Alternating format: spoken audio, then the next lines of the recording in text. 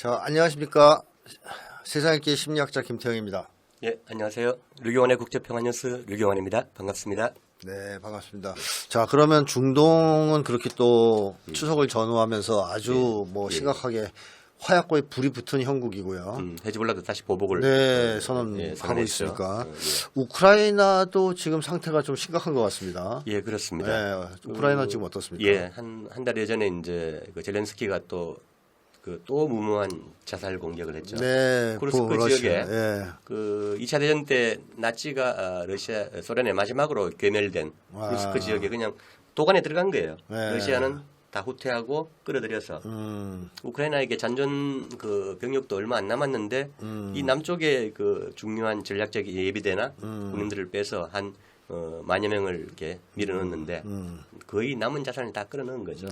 근데 이게 러시아는 천천히 지공으로 그냥 한꺼번에 괴멸할 수도 있는데 그냥 천천히 그냥 소모전을 전략적 소모전이라고 하죠. 그래서 벌써 오늘 어제 얘기는 한 15,000명 정도가 살상된 걸로.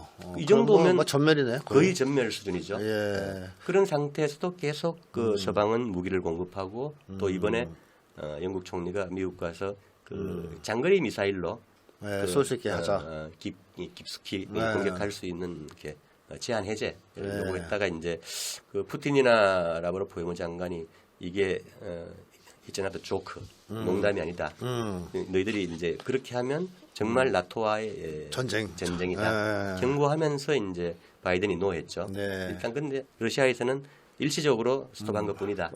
언젠가는 벌어질 거라고 지금 준비를 하고 있죠. 자, 지금 우크라이나전의 가장 큰 변수는 우크라이나가 실제로는 지금 더 이상 전쟁을 수행할 수 없는 상태. 그렇죠. 거의 이제 패전은 확실시되는 상황이란 말이죠. 그러니까 이 상황에서 이 전쟁을 조금이라도 끌기 위해서 지금 나오는 수가 러시아 본토에 대한 장거리 미사일 공격입니다. 그래서 이 장거리 미사일 공격을 계속 허용해달라고 젤렌스키가 조르고 있는데 사실상 허용해달라가 아니고 해줘 아니겠습니까? 그러니까 우크라이나는 단독으로 장거리 미사일 쏠 역량이 없기 때문에 결국 그걸 발사한다면 미국이나 나토가 하는 거란 말이죠. 그렇죠. 그리고 이제 위치 정보나 그렇죠. 위성 정보, 정보나 그다음에 표적, 그다음에 그 미사일 운항 정보 모든 것을 다 줘야 되니까. 그렇습니다. 그렇죠.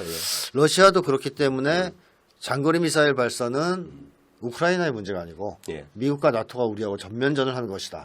이렇게 이제 선언을 한 상태입니다. 그렇죠. 근데 지금 영국 총리하고 바이든하고 만나서 일단은 안 한다. 이렇게 얘기를 했지만 러시아는 안 믿는 분위기. 그렇죠. 거짓말이다. 뻥치고 또 할 거다. 눈에 뻔히 보이는 거짓말이다. 치고 있다. 얘기하고 있는 거죠. 자, 그러면 진짜로 어느 순간쯤에는 러시아 본토를 장거리 미사일로 공격할 수도 있단 말이죠. 네, 그렇죠. 모스크바까지도 얼마 안 걸리죠. 그러면 러시아의 대응은 어떻게 될 것 같습니까? 문제는 이 스톰 섀도우 영국의 무기가 순항 미사일이 이 마하 1도 안 돼요. 군백인데 러시아 입장에서는 이렇게 나토 소속국이 공식적으로 2차 대전 이후에 처음으로 본토를 공격한다는 것의 어떤 상징성 이것 때문에 참을 수 없는 거죠. 요격 체계들은 갖고 있지만 S-400, 500 완비되어 있지만 그런데 이제 문제는 스톰 섀도우나 이 프랑스의 스칼프나 이런 중거리 미사일들이 이 수량도 얼마 안 돼요. 몇 개 없어요. 몇 개 없어요. 근데 이제 큰 소리를 치면서 계속 깔짝거리고 있는 거죠. 이게 참 러시아 입장에서 볼 때는 이게 세계 최강국인데 군사적으로 좀 어떻게 속으로 좀 우스울 수도 있을 텐데 그리고 아직 전략 미사일들은 꺼내지도 않았고 그런 상태에서 이 미국을 중심으로 한 나토가 이렇게 계속 긴장을 단계적으로 상승시키고 확전을 유도하는 중동도 마찬가지입니다만 이런 상황들에 대해서 전략적인 인내로 참 어른이 애 훈계하듯이 이렇게 다루면서 어쨌든 파괴적인 확전은 막기 위해서 계속 경고를 하면서 참고 있다.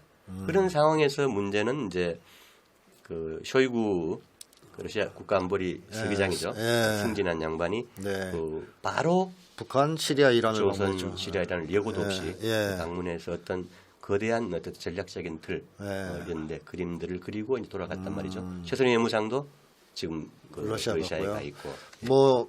단순하게 얘기하자면 특사 파견인데요. 예, 그렇죠. 쇼이구 안보리 회장을 특사로 파견해서 예, 예.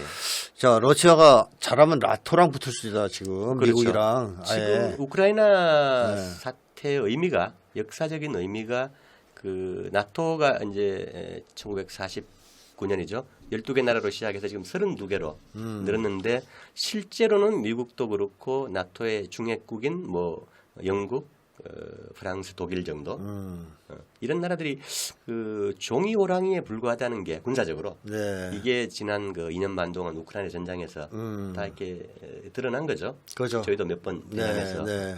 뭐 핵삼축 체계 붕괴부터 쭉 말씀을 드렸지만 그런 상태에서 그 러시아가 나토 전체를 상대로 아까 말씀드린 어떤 전략적인 소모전 네. 이거를 그리고 2차 대전 이후에 배양되어 온 그 신나치들 이런 그 세력들을 비군사화 중립화시키기 위한 어떤 큰 그림에서 지금 3년 가까이 작전을 수행하고 있다 이렇게 보이거든요. 그리고 우크라이나를 포함한 그 집단 서방의 패배 그리고 그것이 곧 그 나토 체제의 어떤 붕괴나 몰락으로 이어질 가능성이 크다는 평가들이 최근에 계속 나오고 있습니다.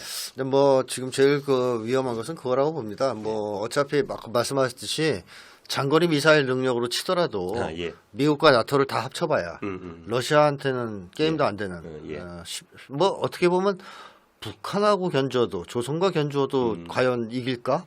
장거리 미사일 능력이 이런 의심이 들지 않습니까? 그렇죠. 그런 상황인데 미국 대선 전에 우크라이나 전이 만약에 완전 패배로 귀결된다면 이건 네오콘들한테 치명적이지 않습니까? 치명적이죠. 그렇죠. 그럴 때에 그런 위험성 때문에 무모한 장거리 미사일 도발을 할 수도 있다. 그렇죠. 있다는 거고. 그럴 때 이제 러시아의 대응에 따라 전쟁이 어떻게 확전이 어떻게 될지 모른다.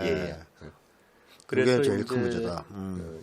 걱정되는 게 이제 미국 대선을 앞둔 흔히 이제 그 10월의 충격이라는 얘기가 나오고 있죠. 네, 그런 얘기가 있습니까? 네오콘들이 이제 그 트럼프 당선이 유력해지거나 그 우크라이나에서 패배가 이제 뭐 임박해 있는데 기정사실화되면 이렇게 미국발 어떤 계엄이나 비상사태를 선포하고 대선을 없는 걸로 무효화시킬 수 있다.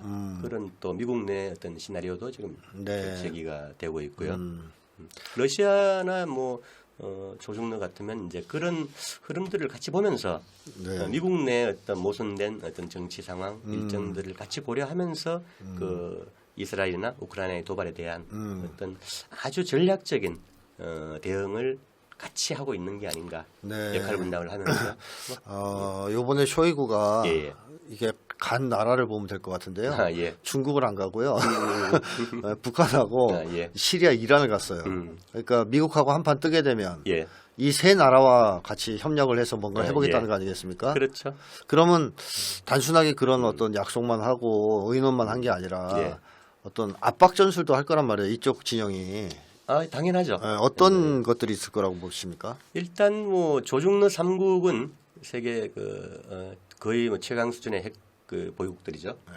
조선을 포함해서 그렇게 보는데 뭐 2018년 19년 이후에 그 쭉 그 수차례 정상회담을 하면서 조미 정상회담이 깨지고 그 이후에 이제 세 나라가 전략적인 단계 수준을 계속 높여왔다. 그게 정점이 원래 이제 조로 정상회담이었고 그런 상태에서 각 그 세 나라가 이제 어떤 당이나 국가의 최고 수준의 협력들을 계속 강화해 오고 있고 중국은 얼마 전에 그 아프리카하고 중국 그 정상회담을 했죠. 했었습니다. 54개국을 모아서 아프리카 다 모은 거죠. 그렇습니다. 53개국에. 그래서 1대1로나 경제 하부 구조를 통해서 서서히 어떤 미국이나 제국을 몰아붙이고 있다. 그리고 대부분 나라들이 실제로 견인이 되고 있고 그런 역할 분담들이 이루어지고 있는 것 같고 그 러시아 같으면 이제 우크라이나에서 그 몇십 년 참았던 반격을 하면서 그 나토 전체와 맞짱을 뜨고 있고 하여튼 뭐 그 조선은 조선대로 그 미국과 처절하게 지금 대결하면서 온갖 최신 무기들을 지금 그 시전을 하고 있죠. 우라늄 농축 시설도 공개했습니다. 그 시찰에서 제가 깜짝 놀란 거는 두 가지 표현이 있었어요. 그 세계 최강의 과학 기술력과 법지력. 최강의 과학 기술력, 뭐 생산 설비 능력은 둘째치고 그 다음에 핵 병기창에서는 세계 최강의 핵 병기창이라고 표현을 했어요. 네. 러시아가 있는데 네. 옆에 중국이 있는데 네. 미국이 있고 한데 이 그 미국처럼 뻥을 치는 나라가 아닐 텐데 그렇죠. 네. 그런 있는 것도 감추는 나라인데 네. 전략적으로 감추는데 그런 표현을 공개적으로 최고 지도자의 입에서 했다는 것은 우리가 상상할 수 없는 수준으로 이미 올라서 있다. 그래서 그 표현을 한 거는 이제 그 조미 핵 대결이 뭐 몇십 년이 됐든 이제는 그 핵 군축 세계 비핵화의 차원으로 논의의 장이 완전히 넘어가 버렸다. 네. 한반도 비핵화는 영원히 없어진 네. 개념으로 이런 느낌이 들었어요. 예, 그것도 뭐 미국에서도 인정하고 있는 상황인데 어차피 그렇죠. 뭐 예. 한반도 비핵화는 물 건너갔다. 예. 이게 미국의 대부분의 이제 사람들의 입장인 것 같은데. 이번에 민주당 공화당의 어떤 대선 강령에서 빠졌죠. 빠졌죠. 예, 예. 그걸 보면 뭐 그거는 확실한데 문제는 북의 핵 능력이 계속 고도화되고 있다는 거죠. 말씀하신 예, 예. 대로. 예. 그래서 일반인들의 예측보다는 훨씬 더 빠르게 또 고도화되고 그리고 있다. 기하급수적으로 늘고 있다. 예. 그래서 핵무기가 뭐 이쪽에서는 60개니 뭐니 하지만 그건 아무도 모르는 거다. 무의미하다. 예, 그렇죠. 북의 CNC가 13축을 한때 13축을 넘어가면서 세계 최고 수준에서 네. 그 이후에는 뭐 추구의 수를 얘기하는 게 무의미하다. 네. 이게 워낙 천변만하기 때문에 네. 그런 개념이 나오는데 핵무기도 일설에는 한 500기 정도가 있을 수 있다. 효용성에서 효용성에서. 가장 이렇게 적정 수준이다. 수준이고 그 이유가 되면 어떤 유지 보수나 관리의 힘들다. 천문학적인 불필요한 비용들이 들어간다. 근데 현대 과학 기술에서 볼 때 이 폭발력이나 미사일 그 운반 수단 이런 것들을 볼 때도 사실 그렇게 많이는 필요 없는데 이번에 그 4.5톤짜리 그 미사일 상용탄두를 실은 탄두를 공개했죠. 네. 여기에 화산 그 30일 소형화된 핵탄두가 한 200kg 돼요. 네. 그 안에 이제 한 그 200개가 들어가는 거죠. 그 단거리 미사일 하나에. 그러니까 히로시마의 핵탄두는 수류탄 정도에 불과한 이 파괴력이. 네. 그래서 절대로 전쟁이 나면 안 된다. 네. 어떻게든 전쟁을 막아야 되고 정치적으로 평화적으로 해결돼야 된다. 맞습니다. 그리고 뭐 이렇게 알려진 조선의 극초음속 미사일을 한 발 쏘면 진해까지 100초면 날아가죠. 네, 100초. 맞습니다. 2분도 안 걸린다고 그러죠. 1분 40초. 예. 계룡대까지 뭐 한 네, 50초. 네. 이런 상태이기 때문에 어떤 경우든 전쟁은 막아야 한다. 예. 그래서 이제 아까 말씀하신 그 쇼이구가 네. 그 왜 이런 3차 세계대전에 이렇게 임박한 위기 앞에서 푸틴의 특사로 조선을 바로 날아갔을까? 네. 그 두 대밖에 없는 조기 경보기 타고 그리고 시리아와 이란으로 가고 네. 그 다음에 헤즈볼라도 지금 준비되어 있고 특이하게 예멘이 극초음속 미사일을 쏘고 지상군을 이라크를 통해서 지금 그 시리아에 집어넣었어요. 아, 그래요. 예, 또 다른 어떤 전투를 대비하는. 그래서 이 모든 것이 어떤 서방이 계속 그 확전을 추구하고 한반도도 지금 마찬가지 상황입니다만 그 조중러, 이란, 그 다음에 예멘 이런 저항의 축들이 어쨌든 계속 전략적으로 인내하면서 이걸 그 평화적으로 이렇게 쇠퇴하는 어떤 제국 세력들을 억지하면서 관리해서 결국은 좀 시간은 뭐 브릭스나 이런 반대 진영의 편이니까 전략적으로 서서히 고갈시켜가면서 이 상황을 관리하는 이런 거대한 억지력이 지구촌 전체에서 아직 작동을 하고 있는 상황이 아닌가. 그래서 위험과 희망이 교차하는 이런 상황으로 지금 보입니다. 네, 요약하자면 미국과 서방은 계속 모험적인 행동을 하고 있고 전쟁의 확전을 꾀하고 있지만 이 억지력, 그러니까 반제 자주진영의 억지력이 그것을 막아내고 있다. 그러면서 오히려 압박하는 형국이다. 뭐 이런 다행인 것은 이제 누차 말씀드렸지만 이제 미국을 포함한 이렇게 그 집단 서방의 어떤 핵 삼축 체계가 완전히 무너지면서 그리고 전통적인 재래적인 어떤 그 생산력, 전쟁 수행 능력도 완전히 이제 바닥을 향해 가고 있는 이런 부분이 그 어떤 그 서방의 이 허풍, 말폭탄에도 불구하고 또 이 평화를 유지할 수 있는 토대가 되고 있는 게 아닌가. 뭐 한마디로 힘이 없다 이거죠. 예. 싸울 만한 힘도 없는 실력이 것들이 없는 거죠. 실력도 없으면서 계속 깔짝깔짝대고. 며칠 전에 보도된 영국군이 그렇게 까불고 있는데 네. 군인이 뭐 7만 5천 명. 7만 명. 그런데 이 장성들은 뭐 하여튼 뭐 수십억의 연봉을 받고 즐기는데 사병들은 이 곰팡이 낀 막사에서 우리 뭐 윤석열이 뭐 전투화 뭐 전투식량 몇백억 삭감하고 해서 전투화 영국도 지금 국민들 거의 한 3분의 1을 굶고 저 빈곤층이 늘고 돈도 없는데 미국을 따라서 우크라이나 돈 퍼주고 큰 소리 치고 뭐 이 참 묘한 상황들이 지금 벌어지고 있어요. 그건 뭐 독일, 프랑스도 마찬가지고. 맞습니다. 그건 이제 말기적 증상이라 합니다. 예. 제국주의 말기 증상이라고 보여지는데 자 어쨌든 이러한 이 짓이 무한정 계속될 수는 없을 것이고 그렇죠. 예. 조만간 결론이 나긴 날 것이다. 이렇게 이제 봐야 되겠습니다. 그래서 지금 이제 뭐 아까 초도에 말씀하셨지만 세계적인 개병기다. 이제 100년 아니면 500년 만에 오는 대변혁기에 지구촌 전체 운명을 놓고 언젠가는 이 세잔해가는 제국의 잔명을 끊고 인류가 그 새로운 호혜평등 이런 그 새로운 문명으로 전환해야 된다 빨리. 근데 그런 희망들이 이제 예를 들어서 그 가난한 아프리카 사헬 데서도 미국 니제르가 몰아내버렸고 이라크도 며칠 전에 미군을 2년 내에 철수하기로 했죠. 그 다음에 뭐 이런 흐름들이 전 지구적으로 동시에 일어나고 있다. 이게 제국의 어떤 힘이 쪼그라드는 이걸 반영하고 있는 거죠. 그렇습니다. 뭐 앞으로 좀 중동 상황 그리고 또 우크라이나 상황을 면밀하게 주시해 볼 필요는 있겠지만 이미 대세는 기울었다. 대세는 기울었고 제국주의 체제 또는 미국의 패권 질서가 무너진 것은 필연이다. 이렇게 이제 봐야 될 겁니다. 다만 이 한반도에 이 불똥이 좀 튀지 않았으면 좋겠습니다. 그렇죠. 왜냐하면 제3차 세계대전이 발발한다 만약에 중동이나 우크라이나에서 그랬을 때 쇼이구가 왔다 간 걸로 봐서는 말이죠. 한반도도 그냥 있을 것 같지는 않단 말이죠. 지금은 이 세계 판도의 판가리 싸움이기 때문에 그렇죠. 어느 한 군데에서 이제 본격적인 그 불똥이 튀면 직전이 되면 다 터질 것 같습니다. 다 터지는 동시에 대만까지 터질 것 같아요. 대만하고 한반도 특히 이 한꺼번에 터질 수밖에 없는 구조예요. 맞습니다. 그러니까 지금 아주 중요한 분기점에 서 있는 거라고 봐야 되겠습니다. 그렇죠. 근데 이제 문제는 다시 이제 한반도로 돌아오면 그 우크라이나나 이제 그 중동에서는 어쨌든 그 집단 서방이 계속 고갈되고 특히 중동에서는 지금 도덕적으로 81억 인류 앞에서 이 이스라엘이나 미국이 얼마나 사악한 존재인지를 충분히 스스로 실증을 하고 있는 거죠. 다행이죠. 그런데 이제 나토가 이제 동진을 하면서 결국은 이제 이 사단이 났는데 이제는 미국이 마지막 몸부림으로 아시아 태평양으로 아시아 태평양.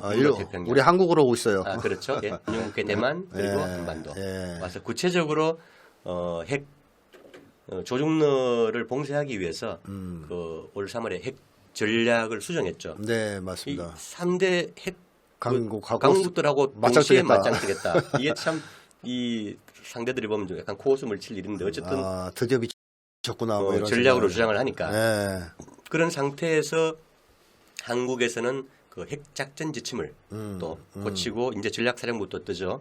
연습도 했고요. 일본에서는 미일 사령부를 한미 사령부처럼 이제 만들기 위한 밑작업을 이미 거의 끝냈고 그 다음에 유엔사 확장하면서 전범국 독일이 들어왔고 그 다음에 일본이 곧 들어올 예정이고 그렇습니다. 그런 상태에서 이 서태평양에서 미국이 가용할 수 있는 모든 동맹들을 동반이들을 끌어들여서 소위 격자형 동맹 체제를 이제 구축하는 게 착착 진행이 되고 있죠. 거의 완성 단계로 가고 있고 그 핵심이 미일한 삼각군사 동맹 구축 그리고 유엔사 강화 이런 현상으로 나타나는데 불행하게도 지금 뭐 윤석열이나 김태호 이런 신나 있습니다. 용산 밀정이라 그러죠. 전투식량을 충분히 공급하라고 지금. 추석 때 쉬지도 못하게 위해서 가서 그런 상황에서 한반도가 상당히 위험하다. 그리고 미국의 핵작전 지침에 한국의 국가의 전쟁 수행 능력, 인프라, 재래 전투력 전체가 지역을 한반도를 넘어서서 복무할 수밖에 없는 이런 예속 구조로 가고 있다. 이게 전시 작전권만의 문제가 아니라 그렇죠. 한 나라의 군사 주권 또 국가 전체의 주권이 네. 이제 뭐 완전히 넘어가는. 뭐 앞으로는 뭐 우크라이나나 예. 중동에 예. 한일 동맹군이 파병되지 말란 법이 없습니다. 그렇죠. 이 상태라면 예. 예, 서방에 아주, 워낙 네. 전투력이 없기 때문에 네. 지금 마지막 남은 어떤 재래식 그 병기고 그 다음에 전투력 보병 무력이 이제 일본하고 한국에 남은 거죠. 맞습니다. 예. 그러니까 미국이 너무 급하면 예, 그렇죠. 뭐 그거라도 쓰려 하지 않겠습니까? 그래서 예. 정말 또 뭐 월남 이상으로 예, 그래서 윤석열이 전투식량 얘기를 한 거 아닌가 싶기도 하고요. 예. 정말 위험한 상황입니다. 네, 네, 맞습니다. 예. 자, 긴 시간 얘기해 주셔서 감사하고요. 나중에 또 한번 뵙겠습니다. 예. 감사합니다. 예, 고맙습니다.